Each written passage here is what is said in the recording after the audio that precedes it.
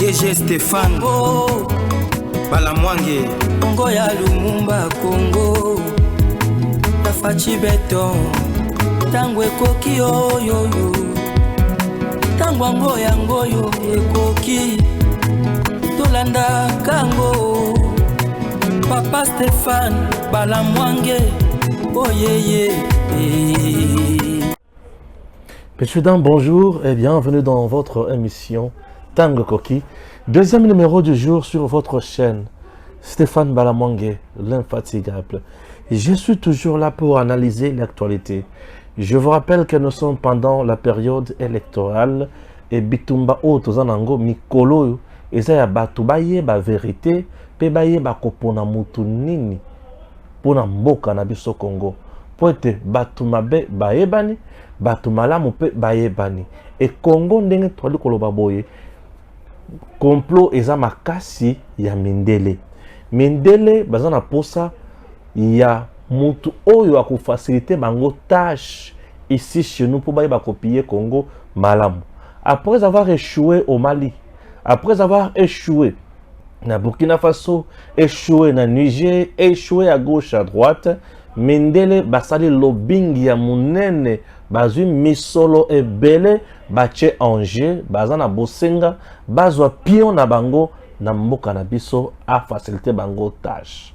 Le président Tshisekedi n'est pas de cet avis. Le président Tshisekedi c'est quelqu'un qui est là préoccupé makasi ezakaka bonheur ya peuple congolais. Bango bazana vision wanate. Bango bazana vision mosusu. Mokonzi mboka Félix Antoine Tshisekedi Tshilombo ali koloba mingi pe a résumé les sous-visions naie dans une vidéo que je vais vous proposer tout à l'heure. Mokongo Bila a parlé. À la Kisibiso pe a Kisibiso vraie identité a toujours Katumbi. Pour les loba bazo la Kisaje Katumbi non. Je vais même vous proposer une des vidéos ya manifestation ya ba agent batu nenge bazo dénoncer bazo boya Katumbi ndenga zo nyokola batu. Je vais vous proposer la vidéo également dans cette émission. Zakari Baba a parlé aussi du complot. Ces derniers temps, vous allez vous habituer. Banzembo ezali, to tchelabino banzembo, to tchelabino ba vidéo ba to ba otine de la biso et puis to kende liboso. Aujourd'hui, vous allez suivre Blaise Boula. Ah oui, le parrain de la révolution, Blaise Boula.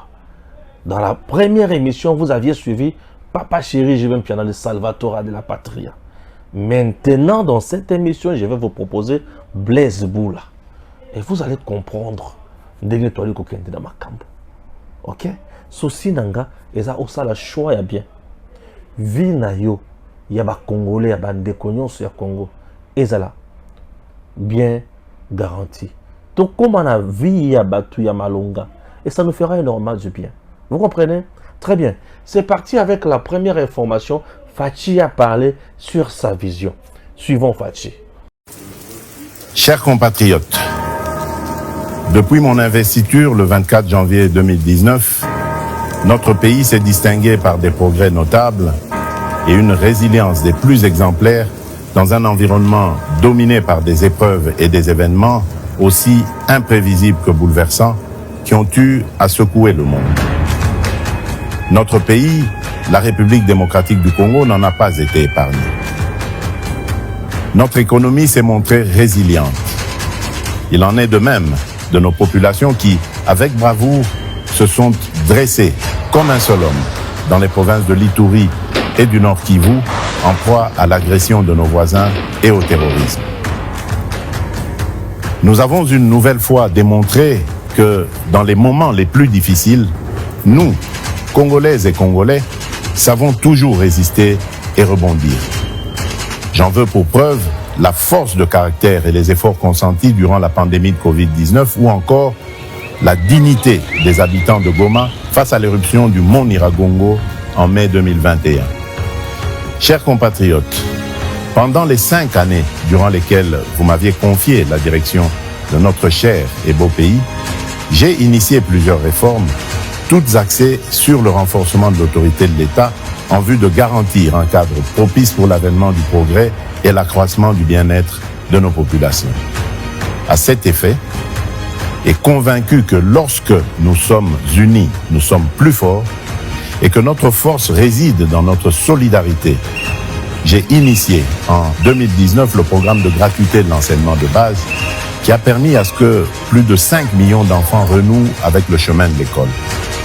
À ce programme s'est ajoutée la mise en œuvre cette année du programme de la couverture santé universelle à travers le lancement du projet de gratuité des soins aux femmes enceintes, des accouchements et des soins de santé aux nouveau-nés. Qu'est-ce qui a donc pu motiver ces initiatives? Pas une simple posture politicienne, mais plutôt la réelle volonté de voir émerger un Congo fort et prospère et à la souveraineté affirmée.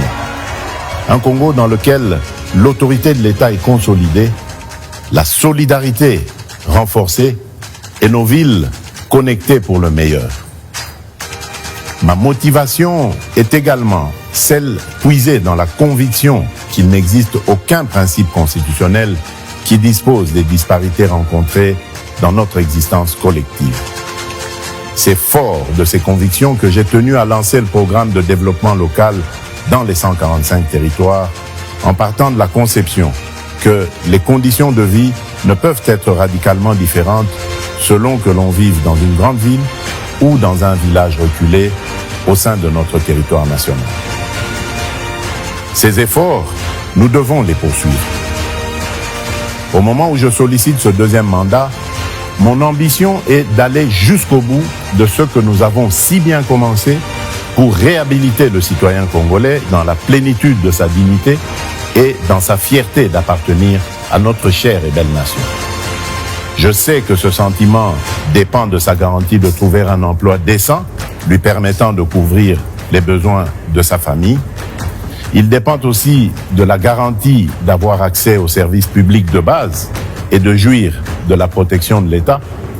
C'est pourquoi j'ai décidé d'aligner le deuxième mandat par la confiance que vous me renouvellerez sur 6 engagements majeurs, à savoir, premièrement, l'engagement de créer plus d'emplois au moyen d'une approche volontariste avec des solutions tirées de notre vécu quotidien en accélérant la promotion de l'entrepreneuriat.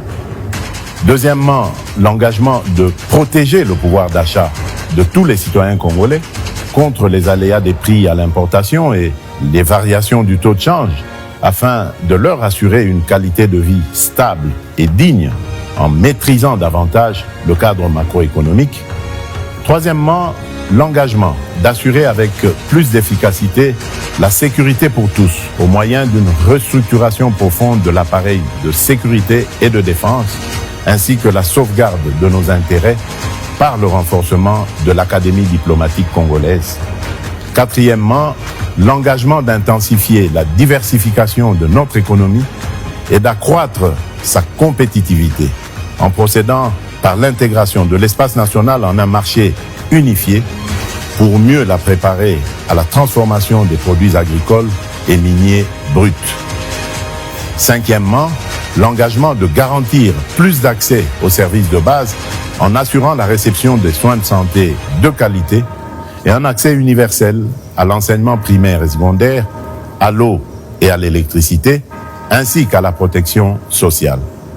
Et enfin, l'engagement de renforcer l'efficacité des services publics à travers la construction et l'amélioration des infrastructures routières, aéroportuaires et touristiques, tout en réduisant la fracture numérique sur tout le territoire national. Oui, fort de tout ce que j'ai pu démarrer avec vous, ma conviction demeure qu'un nouveau Congo est réellement possible et je ne ménagerai aucun effort pour capitaliser sur les résultats déjà obtenus et les leçons apprises pour que cette vision de grandeur, tournée vers un futur meilleur, produise les résultats escomptés. Puisque nous avons déjà pris le train du progrès, ne prenons pas le risque le 20 décembre d'aller vers l'inconnu. Poursuivons sur cette lancée pour un Congo plus uni, mieux sécurisé et plus prospère. Je suis Félix-Antoine Tshisekedi Tshilombo et le 20 décembre, je suis le numéro 20.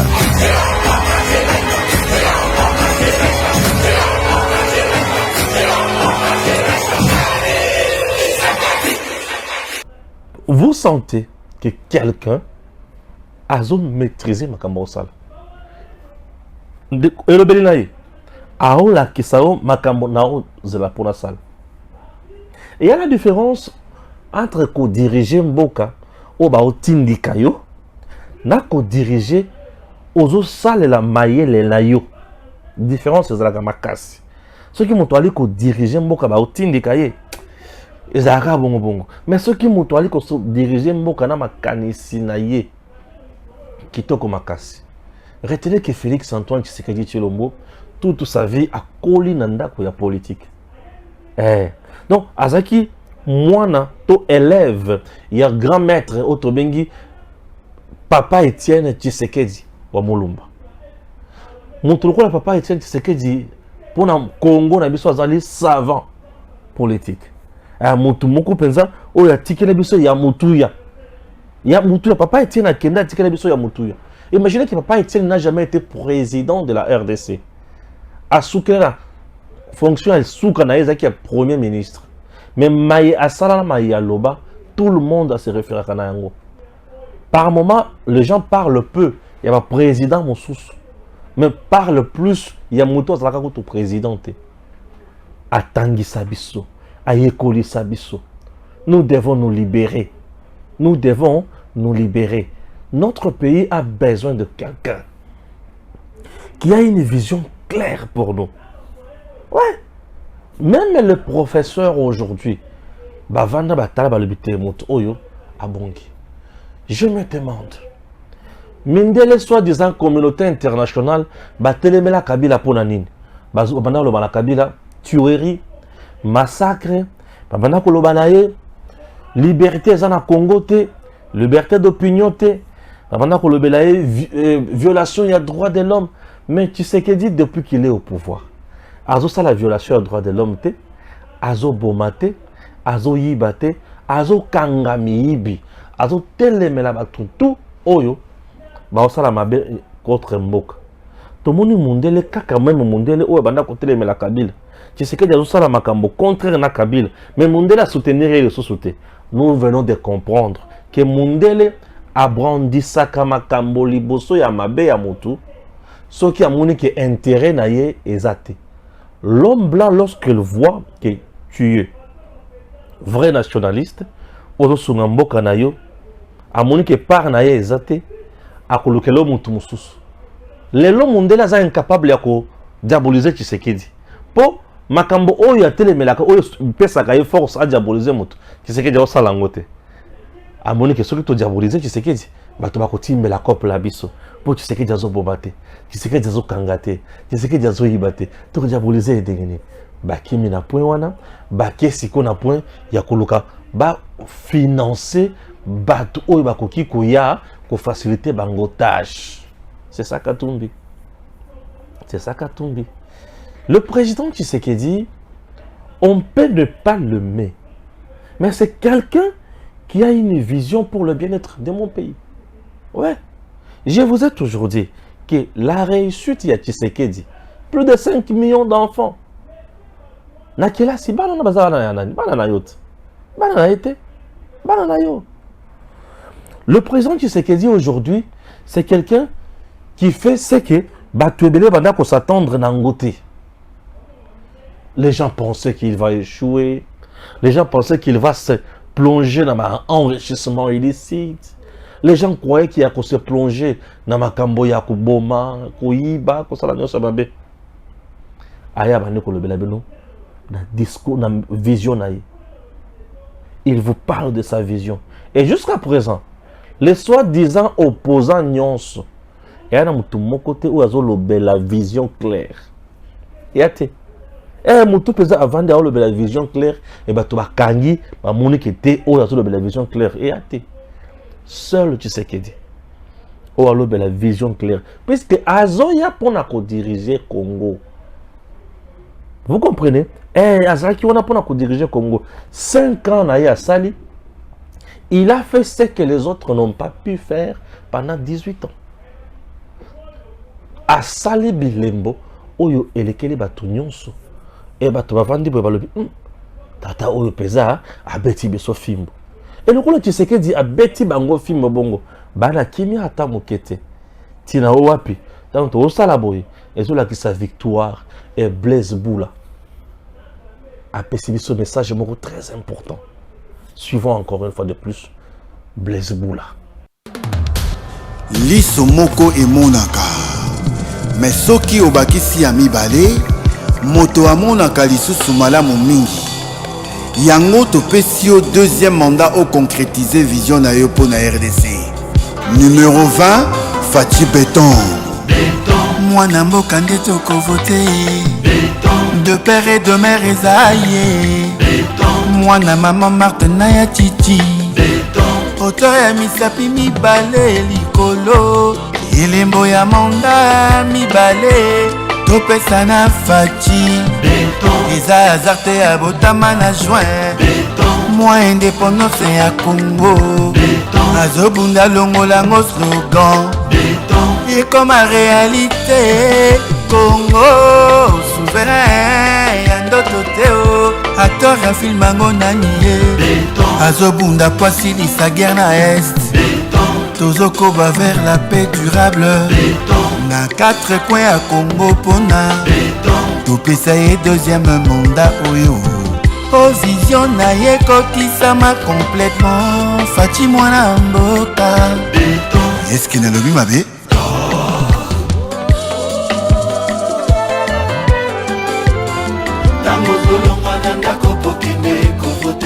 motema no repetaka se numéro 20 Isaiah Fati Béton mwana mboka ene numéro 20 c'était un mboka na maboko na biso tokovote Fati Béton moponami ya peuple kaka ye mozolongwa na ndako pokende nzela motema no repetaka se numéro 20 Isaiah Fati Béton mwana mboka numéro 20 eye lisusu na maboko na biso tokovote. L'histoire se répète et la victoire est certaine. Au numéro 20 il y a 2018 destin epesi ye lisusu numéro 20 bonanga pour le 20 décembre match eza déjà en différé victoire eza numéro 20 Fati Béton zongela mwende na yo ye numéro 20 elakisi vaincre la souffrance ra peuple nakotonga banzela po biloko ekota babato de pêche toko ridiculize nzala gratuité de l'enseignement ekanga bato monoko tokomi na gratuité à maternité programme ya 145 territoires misala ezokoba sekokoba tokovote yo papa maman numéro ya présidence yende numéro 20 Félix mosangisi monene aboya tribalisme elenge mpe masa yoka numéro 20 Isaiah Fati Béton mwana mboka yende o na maboko na biso tokovote Félix un feu de luxe pour la RDC avec une flamme il y a développement il y a peuple congolais diplomatie na ye epesi biso crédibilité tolongwe na bambango ya bozoba je crois que sa politique est divine eza ya bato ya mokili te aza un phénomène éligible ye na une confiance à renouveler po Congo ekoma au sommet elongwa na sommet ya injustice bodiko est-ce que nalobi mabe diaspora congolaise est-ce que nalobi mabe les Congolais na 26 provinces nalobi mabe maman Denise Nyakero mwana mboka nde tokovote de père et de mère ezaye mwana mama Martin na ya Titi auteur ya misapi mibale likolo elemo ya manda mibale topesa na Fati eza azarte ya botama na juin mwa ya indépendance tcha azobunda longolango senzembo peuple apalpe yango Congo souverain ya ndoto te o acteur ya film yango nani ye azobunda po asilisa guerre na est tozokoba vers la paix durable makila ya Etienne Tshisekedi wa Mulumba yango topesa ye deuxième mandat oyo o vision na ye kokisama complètement tovote numéro 20 est-ce que nalobi mabe RDC remontada plus uni plus fort et plus prospère c'est vrai biso donc votez B Fachi Béton votez Fachi votez Fachi 4 coins à Congo candidat na biso RDC renaissance développement et crédibilité espoir à Congo yo Fachi Elika Congo yo Béton Tshisekedi Tshilombo un homme généreux Torélirier pour un Congo meilleur ouais votez Fachi votez Fachi 4 coins à Congo Fachi écoutez-moi bien. Nous avons donc le choix entre repartir à zéro ou consolider les acquis de cet élan progressif en avançant main dans la main. Avec une vision claire et un but commun, un avenir où chaque Congolais aura la possibilité de prospérer. Que vive la République démocratique du Congo. Que Dieu bénisse la République démocratique du Congo et son peuple. Je vous remercie. Dixit, Félix Antoine Tshisekedi Tshilombo. Est-ce que Alobi Mabé dort? Chers compatriotes, ça nous fait du bien. Un peu de la musique, un peu de Ngosuma, un peu de rumba. C'est inhabituel sur la chaîne, non? Oui, inhabituel. Vous savez que souvent sur la chaîne, on ne met pas de chansons. Ici, je ne parle pas de l'artiste et musicien Blaise Boula, mais je parle de l'artiste et musicien congolais convaincu que, avec celui-ci, Mboka Nabiso et Okende Bosso, Blaise Boula dit Lisumoko et Monakanango. Lisumoko et Zomonango, dans mon langage. Mais bon. Mais ceux qui ont commis balai clair, ça c'est Blaise Boula. Ceux qui ont commis balai clair, allez, numéro 20, c'est pour voir clair et vaincre la pauvreté. Numéro 20, c'est pour voir clair et vaincre la misère. Donc, même les gens qui accompagnent Tshisekedi aujourd'hui, bazana makambo ya koloba. Aujourd'hui, tozolu kisabilo ko kobambate. Tshisekedi ne nous a pas vendu un Congo ya ba maquette te. Non. Moto ya tekela biso Congo ya maquette. Eza Jean-Marie Kasambana Joseph Kabila. Moto ba tekela biso Congo ya maquette.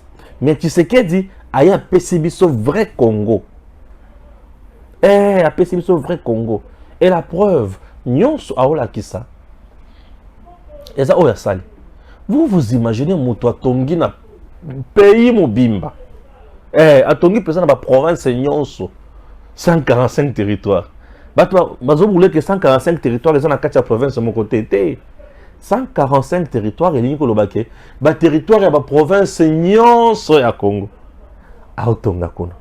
Hôpital, centre de santé, école, bâtiment administratif, terrain à football. Voyez? Donc, Aotonga, Aosale le peuple congolais. Et ça, c'est quelque chose qui me fait énormément du bien dans le président Tshisekedi est allé maintenant plus loin pour nous proposer Makamboazo proposer wana. Depuis où tu as na bokonzi, batu ebele lelo baozanga makambo ya koloba. Botala batu oyo babandaka ko boma batu na Congo ndenge balingi. Bakolinga Tshisekedi ndenge nini? Batu ya misala mabe. Bakolinga Tshisekedi ndenge nini? Tshisekedi aye abomi. Imaginez que na Congo awa tovandaki bazo futa Joseph Kabila $680,000 chaque mois. Kobosana oyo nyonso ayiba tango azalaki président. Nous étions un pays qui batindi FRDC na bitumba. Baké kuna bakokufa na bango lokola bambinzo. Pourquoi? Parce que Kabila banda kozala na ba pacte na ye mosusu na Kagame. Et Kagame azwa ki biso à genoux. A osala na ye nyonso alingaki na Congo. Et ce sont des choses où ils ont ici Congo makasi na sima. Et tango Tshisekedi aye depuis a instauré un système na ye ya malamu ya gestion et pesa mendele nyonso palpitation. Voyez un peu. Et pesa batu tout nyonso wana mécanisme mabe. Imaginez que bato bazalaki na Congo bazana muto na carte. Et cette carte ezo permettre ye aïba kamisolo ya l'état azwa kambongo $50,000 chaque mois. Congo komaki ndenge wana. Congo komaki ndenge wana. Ba réseau mafia ozoyoka wana na kati ya fonction publique bato bazo foot l'état zo futa plus de 6,000 personnes, mais en réalité mbongo ya 4,000 personnes ezo kende na ba poche ya bato. 2,000 de ba futa ka bato. Salaire penine. Congolais komaki muto tina te. On a été plusieurs fois frappé dans Brazzaville, Angola, mais de l'autre là congolais, tu vendu 5 ans. Les Lomutu, on a posé ça en Congo. Pour torture, ils allaient se sauter. Les arrestations, ils allaient. Mais les arrestations arbitraires, Mike, Zozal. Mais tu vas quand même koto ça. Congolais a commis un bon moto. Malembe kino toko koma na bomoto ya makasi pe mboka na biso sale nini e mati likolo. Alors bato bazo kanisa ke Katumbi akoya kopesa bango solution. Ah, merci. Ngai na koyebisa bino ke mundele ndenga za wana azozala na kimia te. Suivons un peu Zakari Bababa ce bongo tokende siko makamususu. Mboka ba congolais bosala attention makasi bamindele oyo bauti ko échouer na Mali na Niger oyo bauti ko échouer na Gabon oyo bauti ko échouer na Burkina Faso basopani na Congo kuna ba Malien ba Burkinabé ba bengani bango Burkinabé, Nigérien, Malien, ba bengani ba occidentaux, ba bengani ba impérialiste na bamboka na bango. Ba epa na biso ba sopi mbongo na ndenga ko sakana te. Ba vandisi les 25 opposants. Ba lobi bango nyonso baza na sima Moïse Katumbi. Yango moni matata ponyo. Oyo atambo na lingenda botala kama matata nenga préparer campagne na ye. Nenga préparer campagne na ye mais andimi na yatika. J'ai un rêve pour le Congo. Bambongo boni matata ponyo a dépenser te. Mais mindele balobi na ye tika. Tikela Moïse Katumbi. To puta Congo na kati ya buzoba bino bokolia. Mbongo etamboli ya kosakana te bozongo na bino moko na biloko campagne à l'américaine yango wana mbongo wana na nenga normal diplomatie bazo ya koluka biso batu naka biso bakamnenge zo leka ba question bakoko rotuna na Mali te na Niger te ba question bakoko tuna na Burkina Faso te. Heureusement Denis Kadima ba yebi na ba mindele wana zo expliquer bango que non, nous sommes un pays souverain et to komisa la bande ko ngai boksala attention makasi mbongo ekotambola makasi bodame mbongo wana bodame mbongo wana eza mbongo euti pa bapaya eza mbongo oyo euti epa ya banguna ya Congo ezali mbongo oyo pona ko balkaniser Congo bosala très attention mbongo oyo bazo panza botana na Kinshasa botana na province eza mbongo ya bapaya pour soutenir un candidat oyo bango ba monike ba ako faciliter bango tâche na makambo etamona katamboka yango wana na ye ko bisabino ko la musabino boyi Félix Antoine Tshisekedi Tshilombo ngane to presque âge moko de na ko flatter été na ko kibe ko yako bonde la kunate mende aza le seul pour le moment oyo on ko telemisa Congo Lumumba oyo ko zongisa makanisa Mzee Laurent Désiré Kabila oyo azo incarner bitumba ya Chichi Bon, ça, là, très attention, ma master. Il y aura de l'argent qui va être distribué. Ils ont mis les moyens qu'il faut. Nayo qu'est-ce que guerre est entre Moukwé et Gazo Lingotikate. Moukwé et Ramtao Lingotikate, mais si Bazo Fan se va convaincre que Bati que la Moïse Katumbi, Bongo, Bakoti sa Moboul na Kata Congo. Faites très attention. Tous derrière le numéro 20, l'arbre damé, mais numéro 20, Félix Antoine Tshisekedi de Chilombo, Yewana de survie à la République démocratique du Congo, Yewana Nembo Canabiso. Abo, Pia. Zachary Baba Sotan Wazo Yebisayo Makambouano. Il n'est pas n'importe qui, Zachary. Oui, il y a ça, Kouloutou, Akutuko Bunga, appelle le Makamon normal, mais c'est un monsieur. Baba Basso, c'est un monsieur. Ouais. Non, Stéphane ne suit jamais Makambo Zachary Bababasso à Oloba, Zachary Bababasso à Finga Tshisekedi, Zachary Bababasso à Salela Kabila, Zakana Olive Lembe. C'est un Congolais. Ceux qui travaillent qui n'ont pas tout Souana, on va comprendre. Mais présentement, ceux qui ont se battre pour le bonheur, il y a des Congolais. Moi, je suis d'accord. Ceux qui ont banati la campagne pour la Katumbi, là, je suis d'accord. Mais ceux qui ont la campagne contre Katumbi, je suis heureux. Aujourd'hui, Zachary Baba se nous révèle quelque chose de très important. Que Mindele ba na kimiate. Mindele bazo imposé na 25 candidats nyonso. Sauf Noël Tchani Modjanvite. Ouais. Tout le monde peut se rallier derrière tel Modjanvite, ne le fera jamais. Les gens doivent savoir. Donc, Mindele Bazawana, Bavandi Balobi, Bango, il faut battre kaka. Moutou oza originaire ya Congo te.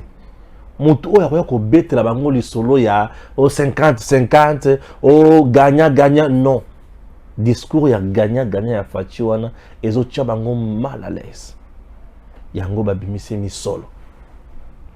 Ba tie pesa mi solo pour là-bas. Candidat n'y sur opposition.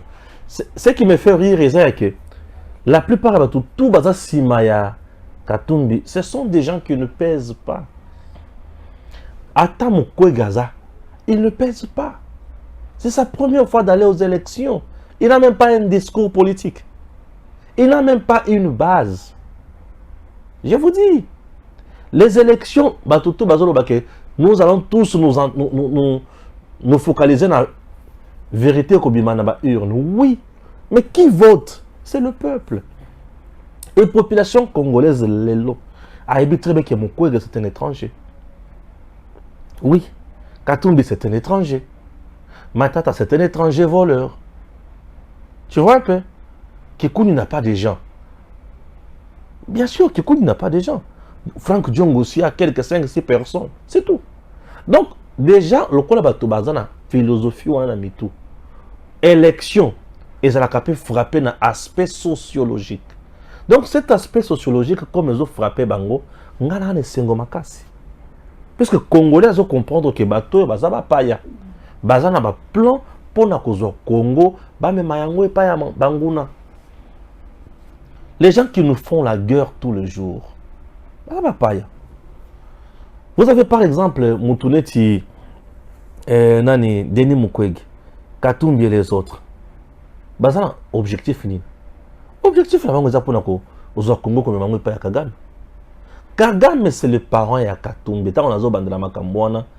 Nazo ngabino ka cette vidéo ya Mo Ibrahim. Suivons encore ça. Opponents of Kabila here was supposed to be main supporter, main candidate for. Where is Katumbi? Oh, okay. You are not allowed to go back to the country, correct? Okay. And do you have anything to add what the president said? I mean, is there any hope for a reasonable election in your country? I think I don't have anything to add at the moment. I think the president has said everything. Okay. Thank you. He's going to be a good politician, this guy.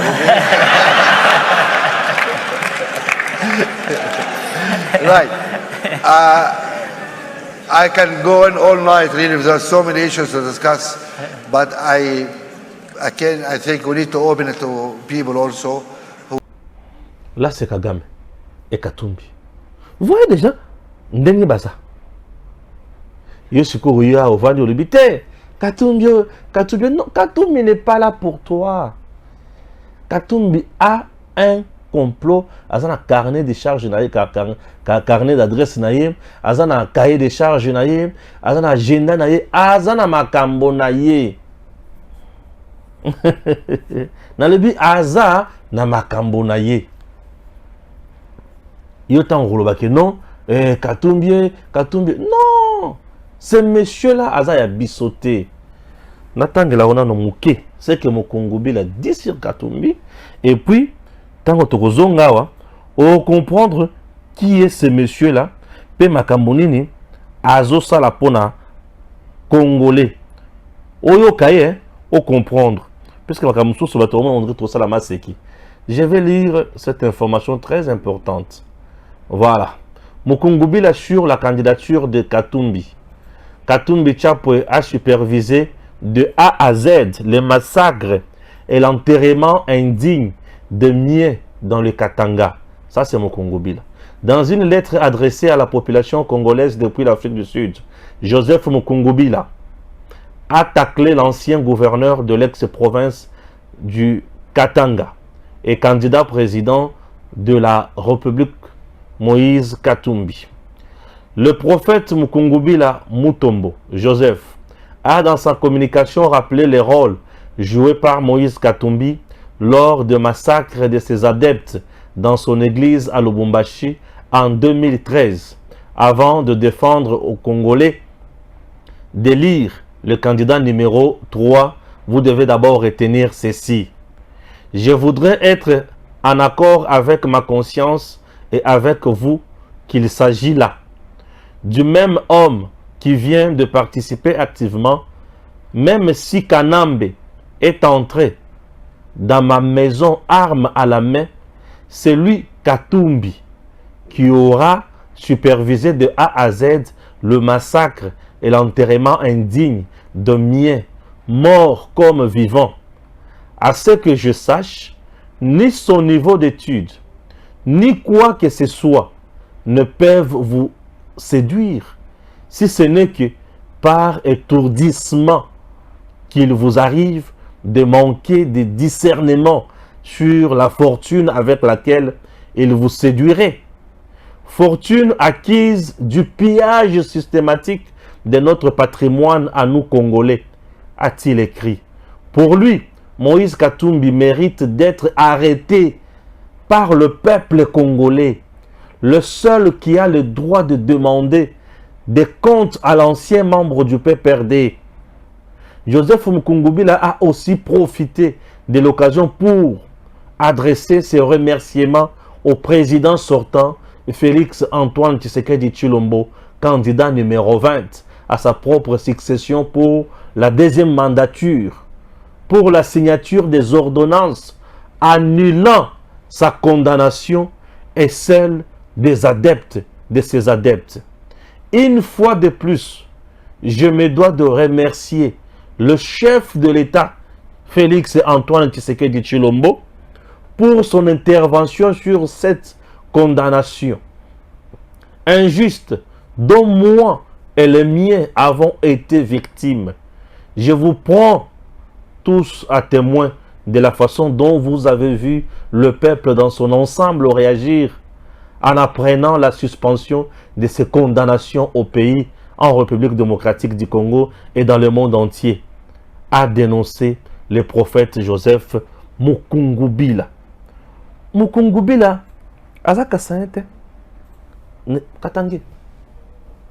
Ces patriotes prophètes, pour avoir prêché la vérité, Katumbi et Kabila complotent pour bakende ko bomaye. Vous comprenez? Et bah bimisi et loko balobi ki azos likasa la coup d'état. Mukungubila ozaki na mando kité. Asa la coup d'état ndengenini. Bah ça la scénario moko na moi en 2013. Katumbi était encore gouverneur na Katanga. Il a facilité la tâche aux hommes de Kabila, Baboma Batuya Mukungubila comme de chenilles. Et après avoir massacré ces gens, Mukungubila s'est retrouvé condamné à Lungwe pays. Et les adeptes de Mukungubila étaient ici en Dolo, condamnés à mort, à perpétuité. Vous vous imaginez. Tout ça, c'est parce que Mukungubila disait la vérité. Tout le monde qui a osé dire la vérité à Kabila, à mon avis, naïe Kosuka, Koutino. On a même utilisé un pasteur pour faire du mal à Koutino. Koutino est devenu invalide, torturé, massacré. Et Koutino comment Copal. Puisqu'il a dit sauvons le Congo.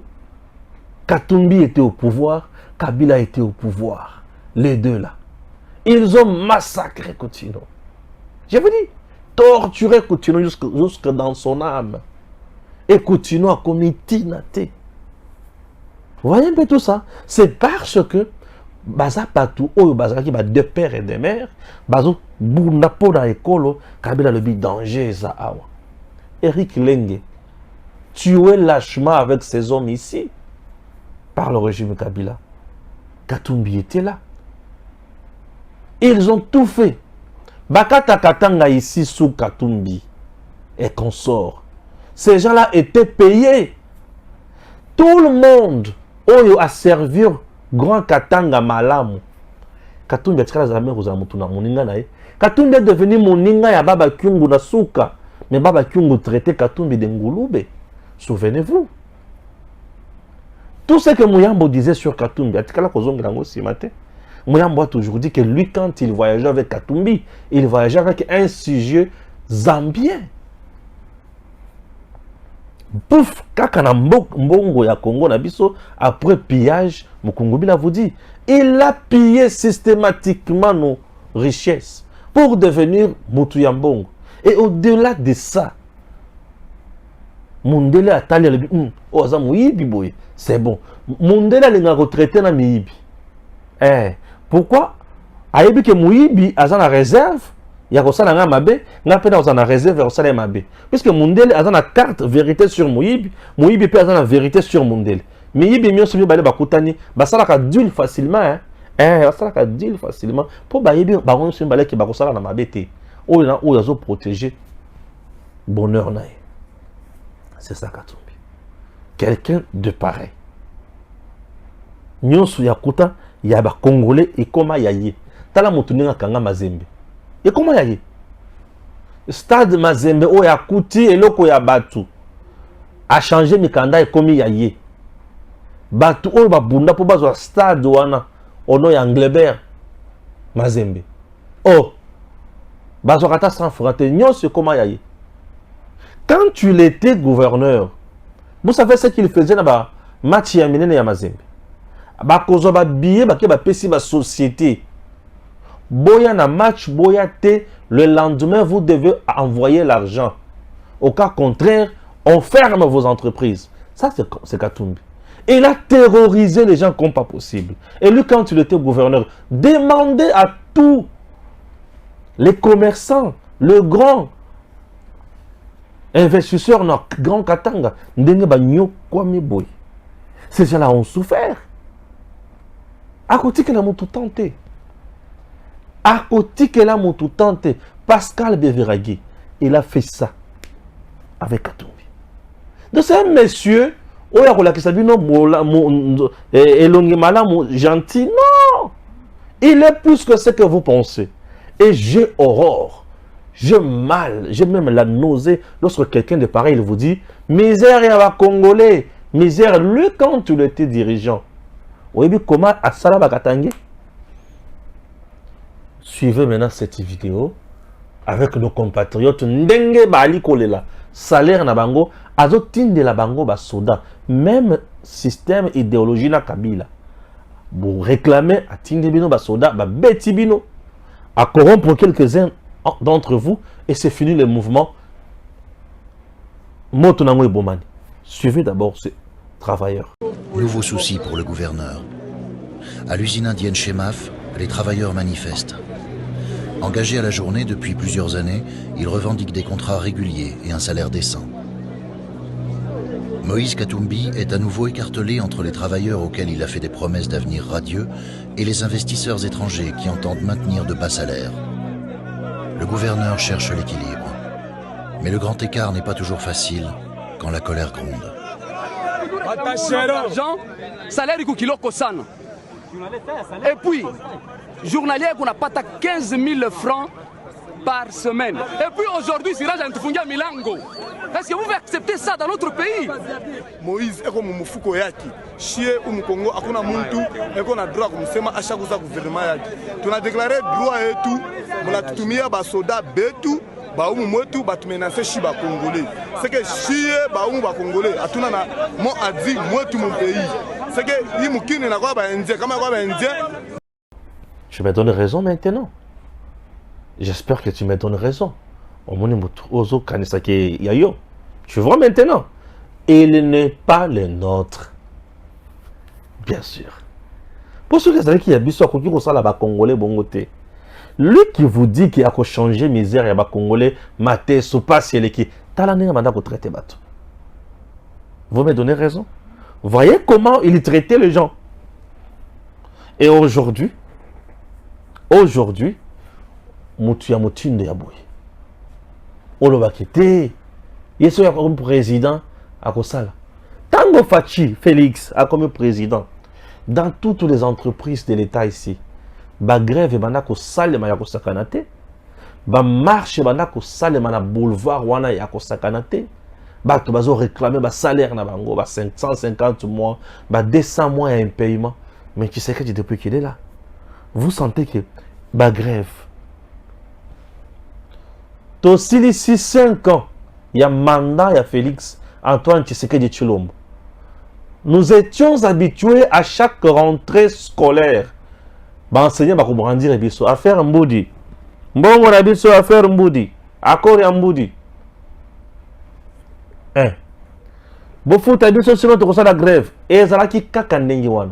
Mais Yambalo, les enseignants congolais ne parlent même plus dans les cambois à faire un boudi. Mais ils sont payés. Mon salaire mi balé. Salaire normal. Na prime spéciale, il y a gratuité et enseignement. T'as la niveau. Et tout cet argent est à na Congo. Tu sais qu'elle dit, Nenga Zawana. Bon, les autres en FMI, les autres sont en net. Les autres cacao. Salaire, il y a moutou normal. Na salaire, il y a gratuité et enseignement. Avez-vous vu les enseignants congolais descendre dans les rues de Kinshasa ou de la RDC réclamer leur prime spéciale? Il y a gratuité et enseignement? Aucune fois. Voyez, niveau Félix Anemimboka. Et pas ya mundele bana batanga gratuitement. Oui, na école primaire de base, na enseignement de base. Et chez nous aussi, ça se répète. Chez nous aussi, nous vivons ça. Motuya mutindowan, tolobake, yolongwa, moyibi ya kukovanda. Nous pouvons accepter. Mboka oyo batu bakufe là. Bakufi pour na bonheur, na dignité. Tout qui est de causoir un primérien. Tout qui est de causoir un étranger. Tout voter à la place d'un homme qui parle bien, qui raisonne bien, qui a des capacités intellectuelles au-delà des attentes. Tout ça est permis, tout ça est un primérien place. Vous trouvez ça normal? Un bus.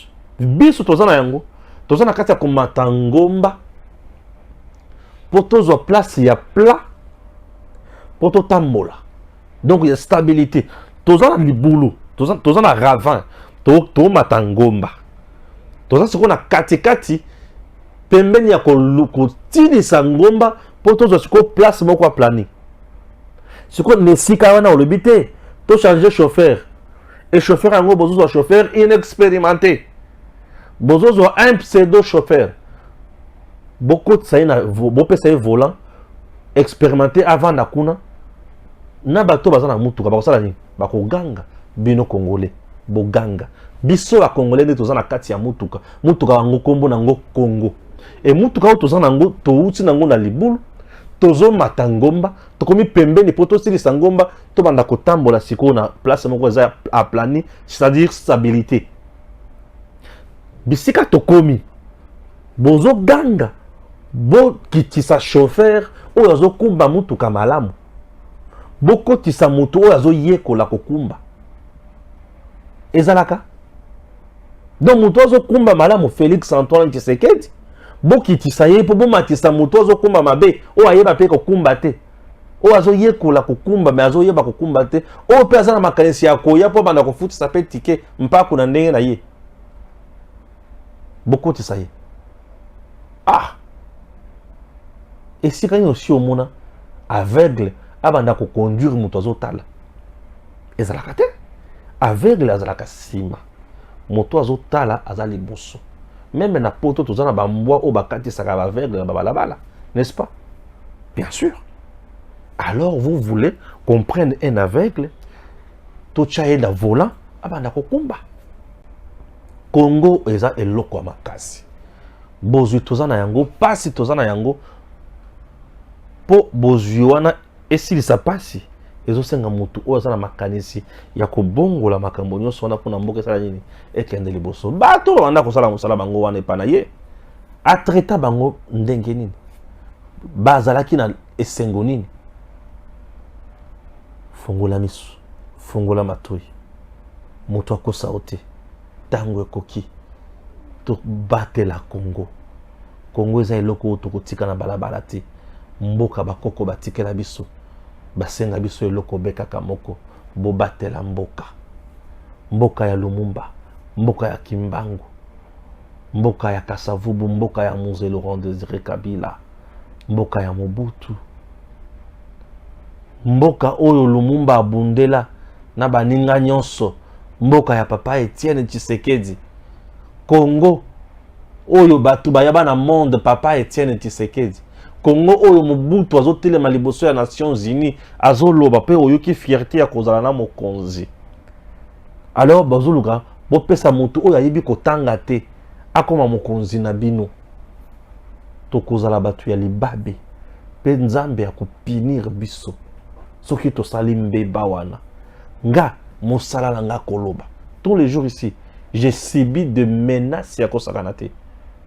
Je vous dis, menace nazo subir une colonie ya kosakanate. Mena lemba te. Nango yoka te.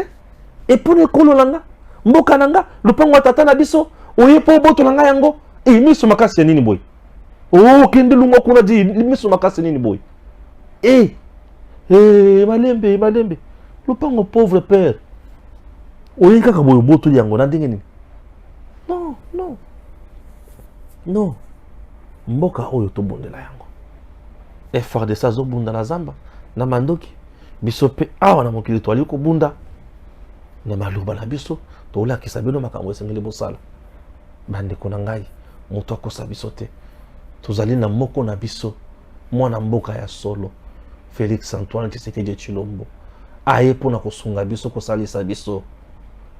Oyo ali nzambe apamboli biso kopesa moto ya motindo boye. Votez le numéro 20. Félix Antoine Tshisekedi Tshilombo. C'est notre carte. C'est notre maillot jaune. C'est notre bonheur. Et le Congo est kokende liboso. Tout ce que la Congo n'a pas beaucoup de unité. Pambate. Toko souffrir. Que Dieu bénisse la République démocratique du Congo.